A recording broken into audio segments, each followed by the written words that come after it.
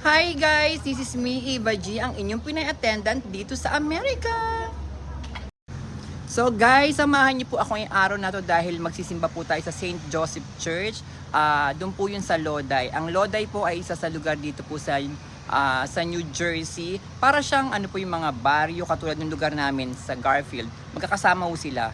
Garfield, Lodi. So, para siyang maliit na district o district parang village, parang ganun po. So, samahan niyo po ako at papasyal ko po kayo after ko po magsimba mamaya sa St. Joseph po. So, halika na po.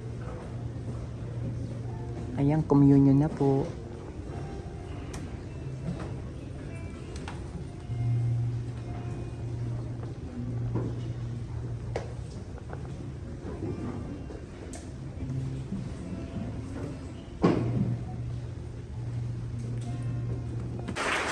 Ayan, pinapalakpakan lahat ng Mother's Day. May gift na binigay sa kanila eh. Ayan, may binibigay sa kanila. Ayan po, katatapos lang po ng misa.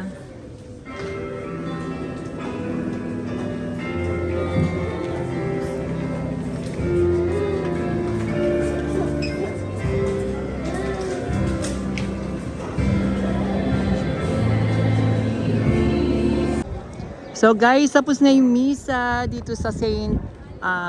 Joseph sa Lodi. Nakakatuwa kasi napakaraming Pilipino na nagsisimba dito. Ito po yung simbahan. Ayan.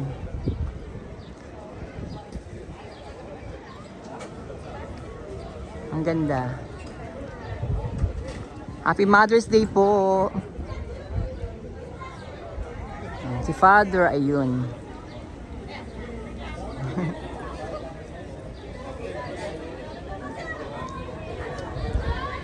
Ang ganda ng simbahan sa loob, mamaya makikita nyo din. Kaso di ko alam kung baka mamaya mapagalitan tayo kasi misa eh. Nag-video ako.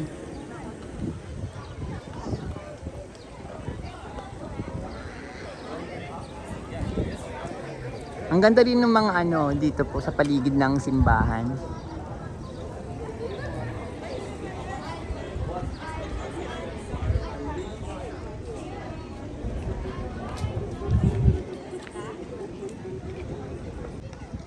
So, libot ko muna kayo dito sa church ng St. Joseph. Ayan po.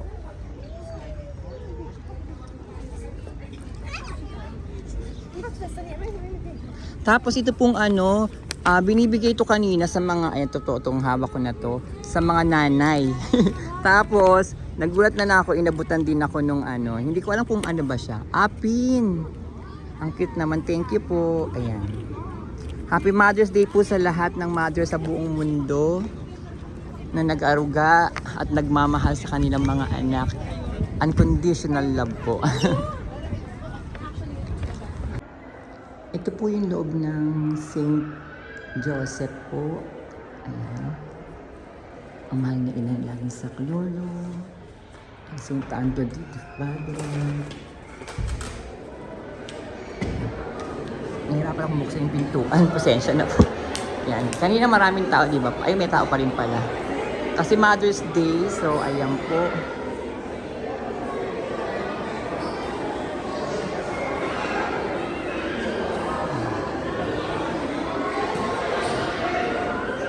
Ang daming Pilipino nakakatuwa. Kahit di naman din mga Pilipino, yung mga ano rin, mga taga dito rin po.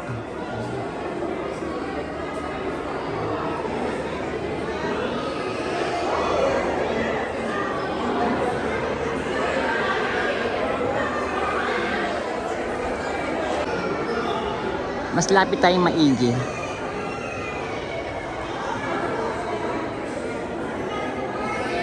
Ayan po. Ang mahal na po ng Kristo po.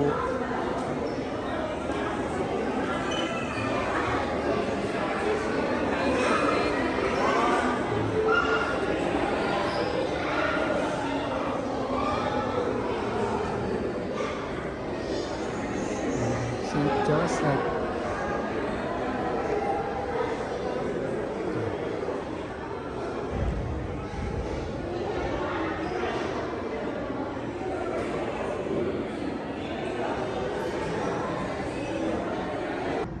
So ayan na po, simulan na po natin ang paglalakad since katatapos lang po ng misa. At ayan po, post office agad. Ito po yung post office na makikita nyo. From po dun sa sa church pag naglakad kayo, ito po. Actually dito po sa Lodi, dito kami pumupunta sa Dollar Tree. Dito rin kami nagpapalinis ng kuko. May mga Chinese restaurant din po dito. At marami pa pong iba. Ipapasyal ko po kayo. So ayan, pag lumagpas kayo dito po sa pinaka post office po, ayan yung post office, ayan po, makakakita na agad kayo ng gym, ayan, Pure Gym. Tapos sa harapan ayan, meron din pong Burger King, ayan po yung sinasabi ko sa inyo, ililibutin natin yan, may Dollar Tree, ito po yung Aldi. Aldi po dito parang katulad ng Walmart, ayan po, ito po yung Pure Gym. Sandali, doon tayo sa kaya maraming sasakyan po dito kasi marami po talaga ditong namimili. At marami kasi kayong mapupuntahan dito sa Lodi. Asa na ba? Sandali nga, tabid muna tayo. Ayan. So, ayan po yung Aldi Food Market po. Ito naman yung The Little Gym. At ito kanina yun, Pure Gym. So dati yung katabi nitong Aldi po, ayan, yung katabi niya ay Amazon Fresh, parang ganun. Pero wala na po, parang nalugi yata. At yung katabi naman po niya, yung nakikita niyo po doon, ayun, hindi pa po nagbubukas, K-Pat po siya. Ayun yung K-Pat. Dahil susum natin. Ayan po ang K-Pat. Kasi hindi pa siya open, ayan. So, meron din dyan Bank of America. Pero bago po yan, ikot muna tayo sa kabilang side. Okay? So, ito po ang Aldi. Diyan mas mura ho talaga ang mga bilihin. Nga pala yung cart ng Aldi, ganyan. No? Lalagyan nyo siya ng coins para magamit nyo siya. Dito po, ayan. Sa ganito. Ayan. Para makuha nyo yung cart nyo po. Mas marami pong mabibili dito, mas mura. Tingin tayo. So, welcome to Lodi. Diba? Kasi ho dito, fresh food din lahat. At mura po talaga.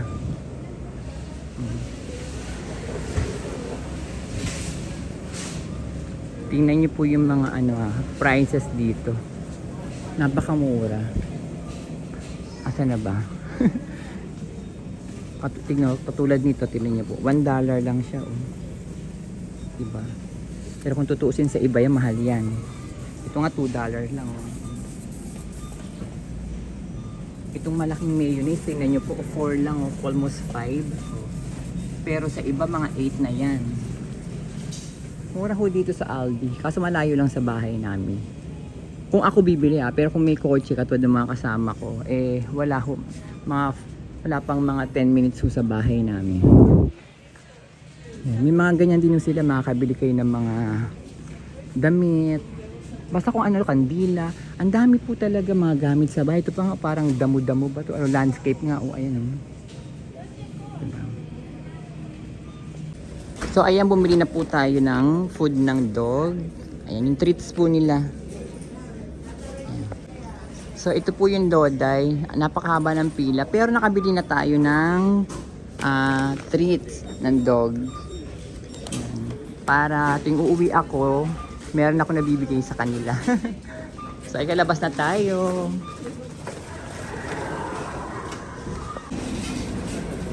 So ayan, nakalabas na tayo. Ikot na tayo. Mag-ikot-ikot na tayo dito sa Lodi.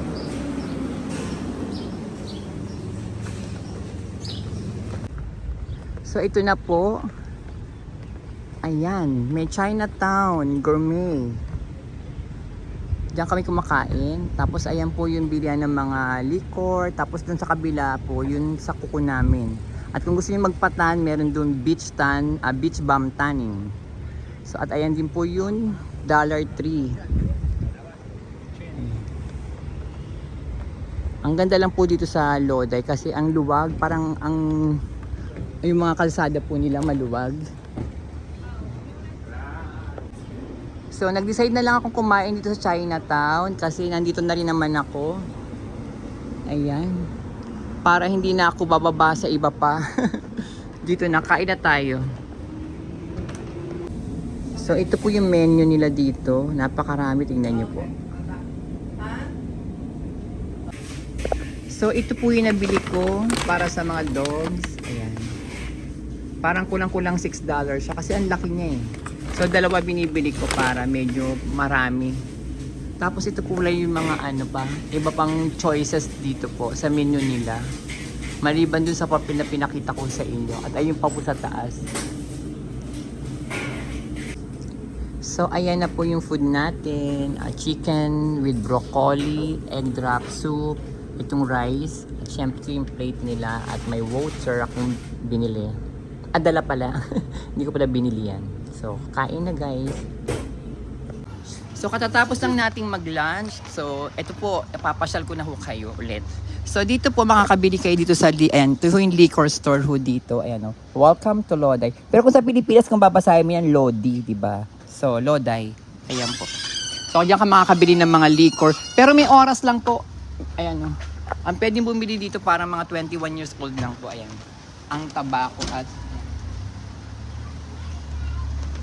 so may oras lang din po, hanggang 10 PM lang po ang bilihan ng mga alak, tapos nun wala ka nang mabibilan. At dito kami nagpapa-nails. Ayan po. Sinabi ko sa inyo na ang aming mga kuko diyan po ginagawa. Tapos ayan po, pag gusto niyo magpatan, ayan, tanning, airbrush tanning, sunless tanning, ayan po, infrared. So dito naman po.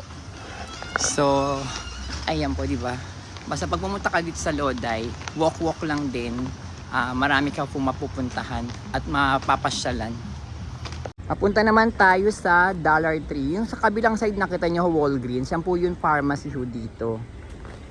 Diba? Tabi-tabi na rin ho sila. Tapos sa kabilang side din ho na yan ng pharmacy niya. Sa side ng mga pharmacy na ho yan, meron ho dyan mga Japanese na restaurants, yung maliliit po. At may siyempre may Burger King, nakikita nyo po dun, diba? Ayan. Pasok po tayo. So ayan, pasok na po tayo dito sa Dollar Tree. Ayan. Lahat po dito, karamihan ay syempre $1. $1.25 po. Ayan.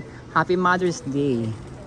So kung sa Pilipinas po siya, sasabihin natin medyo mahal kasi $1.25, parang almost $75 po ang isang mabibili yung gamit dito. Pero kung nandito ka sa Amerika po, siyempre nakapakamura na po nito. Kaya kung mapapansin nyo, ang dami yung bumibili ho dito. Ayan, pati mga panghugas ng pinggan. It's okay. Ayan. Ayan, tingnan nyo po, katulad nito mga makeup na po na ito. Yan, lipstick, 75 pesos na ho yan. Kung sa atin medyo mura yan kasi, di ba? Medyo mahal ang lipstick. Yan, katulad niyan. So, ayan po yung mga face powder, mga eyeshadow, nakalagay po, 1.25. Tapos, ayan, pangkilay. Di ba, pangkilay, $75. 75 pesos na po yan. O, kung sa atin, mahal na yan, di ba po? Pero dito kasi, syempre, mura ho siya. Tapos ay mga pang pusod, mga pang ipit sa buhok, yan $75, 75 pesos na po yan o $1.25 po, ayan. Pero syempre, uulutin ko na naman, mura dito para sa mga nakatira dito sa Amerika. Mura na din siya. Kasi katulad niya, no, di ba? O, magsa-shampoo ka ng ganito. Hindi nga lang kilala yung tatak, pero $125 lang, di ba? Yung suklay, $125 din, di ba? Nakalabas na tayo ng Dollar Tree. Ay, tingnan nyo, di ba? Mga balloons. Dito sa kabilang side kasi, baka hindi ko na rin mapuntahan yung iba kasi tatawid-tawid ka. Pag tumawid ka, malayo yung mga tawiran. Di ba yung katulad sa atin? Minsan pwede kang tumawid na basta dyan. Hindi. Kailangan hanapin mo talaga yung totoong tawiran. Kaya, pero ayan ang Burger King. Ayan po, meron dyan yun parang kung magpa-file kayo ng mga taxes nyo, nandyan po yung sa kanto. Nakita nyo may clock. Ayan, katabi niyan. Tapos dun sa diretso pa po, isa may nakita niyo pong Verizon. Ayun, Verizon. Meron dyan side na yan na may 7-Eleven, may Subway, ShopRite. Ayan to po, Lodi Fire Fire Headquarters po. By the way, yung food nga pala napakasarap. Hindi ko siya naubos kasi large ang in-order ko. So para mamayang gabi may pang dinner ako. Ganun po ang ginagawa na karamihan tao dito. Bibili ng pizza na malaki, kakain sila ng mga dalawang size, tapos mamayang gabi uli. Tapos kaya kinabukasan uli. Hanggang sa susunod pang mga araw po. Ayan po, dyan yung H&R Block. Yan po yun. Pag magpa-file ka ng tax every year. Sige, puntahan na natin yung sinasabi ko ang Subway. Kahit medyo malayo. So guys, ayan yung sinasabi kong H&R Block. Tapos, ayan, ShopRite. ShopRite po, dyan po kami namimili. Kapag wala sa Walmart po yun dapat namin bilhin. Pero pareho naman namin namimili ho kami doon. Walmart, ShopRite, ayan po. So ito na. Nandito na tayo ba? Oo nga, nandito na tayo. Ay, si Kuya. May pamasel sa loob ng sasakyan. Ayan, nakita niyo po ba? So ayan na nga.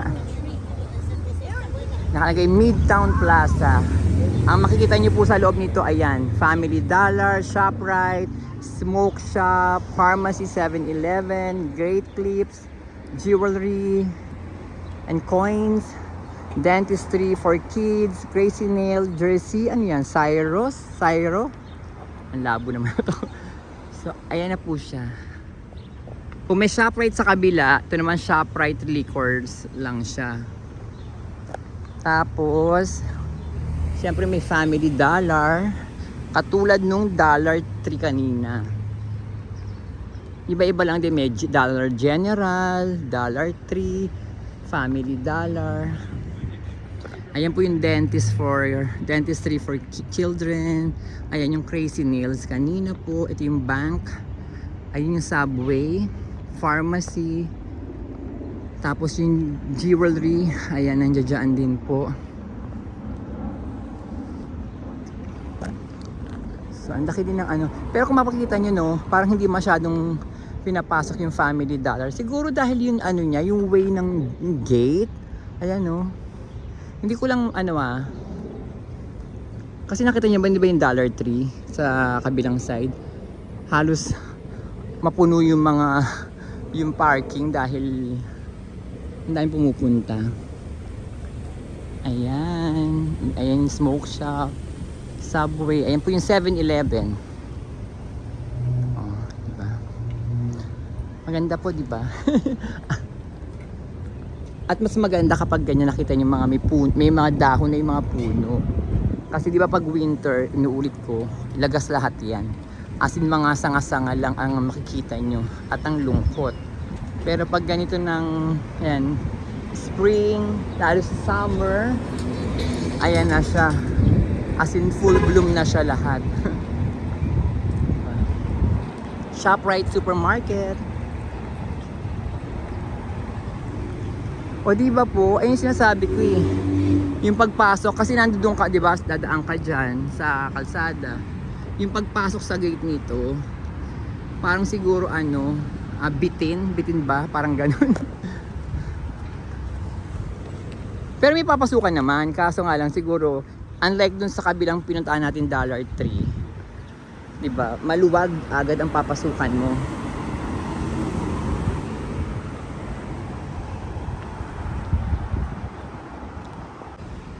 Hindi ko alam kung tatawid na ba ako. Kanina pa ako nag-aantay dito, nakastop yung kamay dun, oh.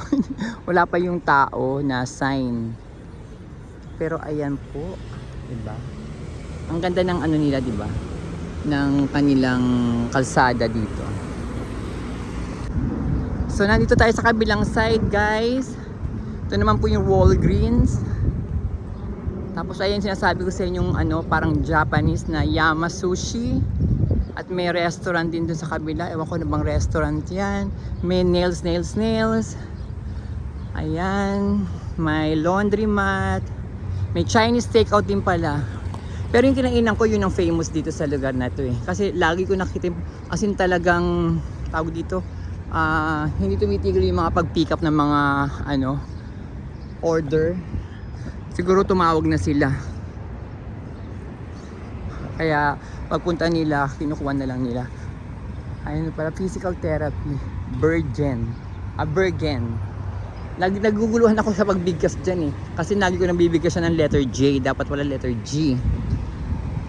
So ayan, nandito tayo sa kabila, di ba? Nandun tayo kanina sa Chinese, sa Dollar Tree. Ayan po. Ayan po yun, Burger King. Actually, pwede ko siyang lakarin pa uwi. Siguro mga 30 to 40 minutes kung trip ko maglakad. Pero dahil hindi ko siya trip maglakad ngayon, kasi Sunday po kasi to ngayon, kaya walang bus. So ang gagamitin mo talaga is Uber. Panlinis ng ano ng kalsada. At ito po yung bus station kapag pauwi na ako sa lugar namin. At syempre ipipin ko lang sa kanya is Washington Street. Ayun po. At malalaman nyo po kung anong bus ang dadaan dahil sa nakalagay po sa ganito. Ayan. 709-161 po ang dadaan na bus po dito sa lugar na to.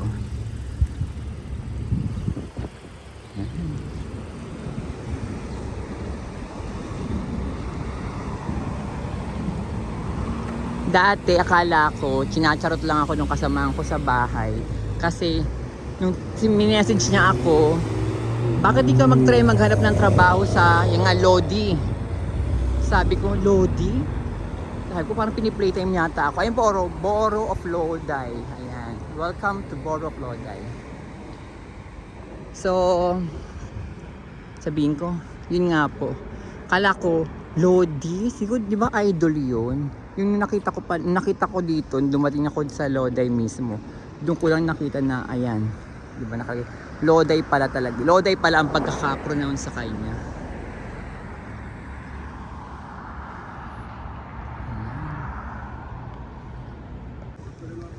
Masarap maglakad-lakad ngayon kasi hindi mainit. Saka yung hangin niya sakto lang.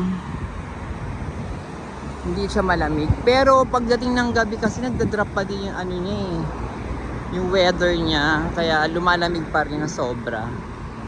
Hindi naman sobra-sobra pero para sa katulad natin mga hindi naman taga-sanay sa malamig na lugar.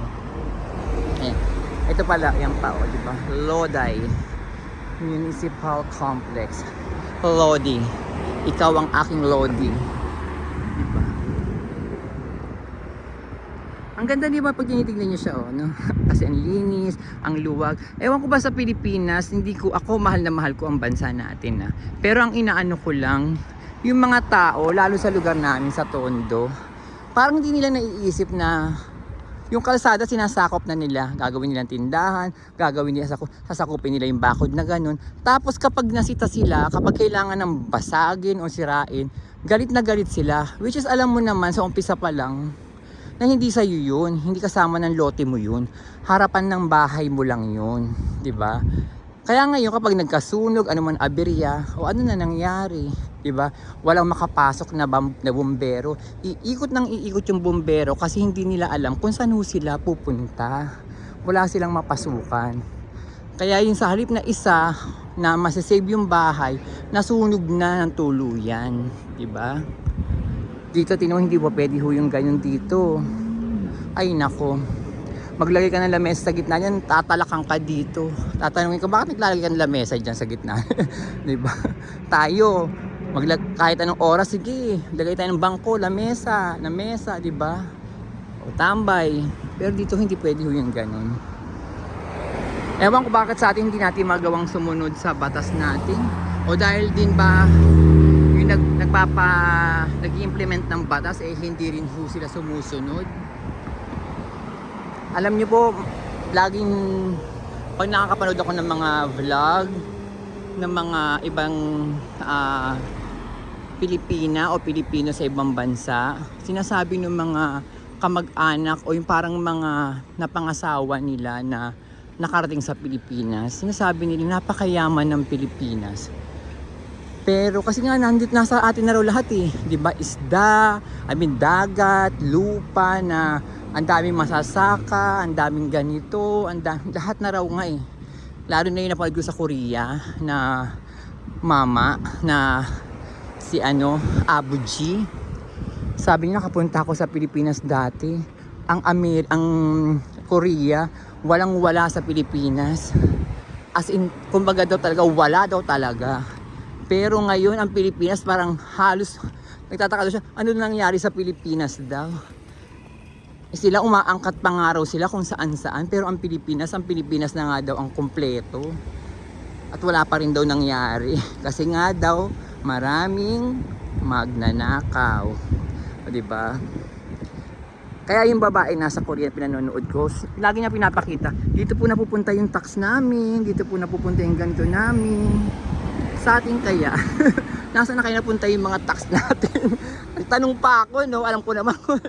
So, pasensya na kayo, naglabas tayo ng sentimiento dito sa vlog ko na to. Diba? Sayang kasi. Sana hindi na, di ba, kung naayos lang talaga. Siguro ganito rin ang Pilipinas, ganyan, no? Malinis, di ba? Maganda. Po yun, Bank of America. Yung brown na yan. So may, ano ba to? Eskwelahan ba to? Boys and Girls Club. Ito pong tulay na to, ayan. Nung umulan yata ng malakas, hindi ko alam kung umapaw yata ito. Kaya ginawa to, bago lang ho, tingnan nyo, ang ganda pa. Makita nyo na bagong gawa pa ho. Ayan, di ba, linis. Pero ang tagal ginawa nito, mga 2-3 taon din ba? 2 taon din yata. Boys and Girls Club of Lodi. Diba? Ay, maambun-ambun na. Ang ganda ng kulay ng car.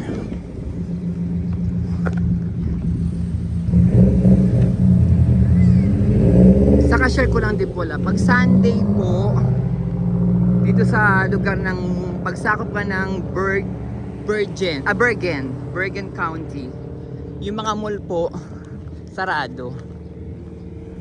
Ang Walmart bukas siya pero hindi siya pwede magtinda ng damit. Diba? Kabo. Puro food lang. Pero maambon siya. So guys, enda natin yung vlog natin dito at maraming salamat po sa panonood po ninyo. Huwag niyo pong kalimutang mag-like, mag-comment, and mag-subscribe na din po kayo. Love you guys!